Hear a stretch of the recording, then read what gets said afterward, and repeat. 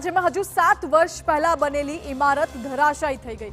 7 વર્ષ એટલે બહુ મોટી વાત ના કહેવાય, કારણ કે હજુ નવી જ બનેલી ઇમારત કહેવાય। વર્ષ 2017માં ઇમારતનું નિર્માણ થયું હતું અને 24માં તો જમીન દોસ્ત થઈ ગઈ।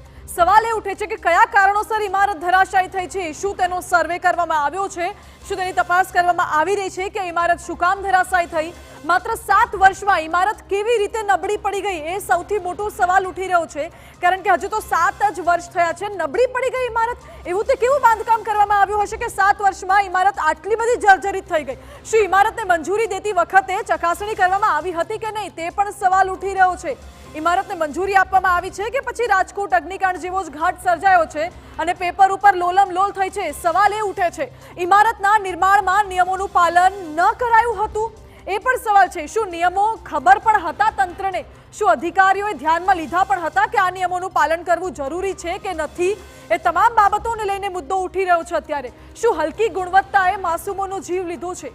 ફરી એકવાર એક એવી હોનારત સર્જાય જેમાં ભોગ તો માસૂમો જ બન્યા અને બેદરકારી તંત્રની સામે આવી છે। બીયુ પરમિશન, ઇમારતની પરમિશન, મંજૂરી, તમામ મુદ્દાઓને લઈને સવાલો ઉઠી રહ્યા છે। 7 લોકોના મોત માટે આખરે જવાબદાર કોણ છે? સવાલ ઘણા બધા ઉઠી રહ્યા છે, કારણ કે આ દ્રશ્યો પણ આપ સાઈડમાં જોઈ રહ્યા છો। જ્યારે ઇમારત ધરાશાયી થઈ ત્યારે કાટમાળ કયા પ્રકારનો હતો, કયા કારણોસર ઇમારત ધરાશાયી થઈ અને જે આખી હોનારત સર્જાઈ હતી તે હોનારતના દ્રશ્યો પણ સ્ક્રીન ઉપર અમે બાજુમાં આપને દેખાડી રહ્યા છે। મંજૂરીને લઈને સવાલ ઉઠી રહ્યા છે। હકીકત એ છે કે ભ્રષ્ટાચાર સમગ્ર દેશને ભરડામાં લઈ રહ્યો છે। રૂપિયા લઈને પણ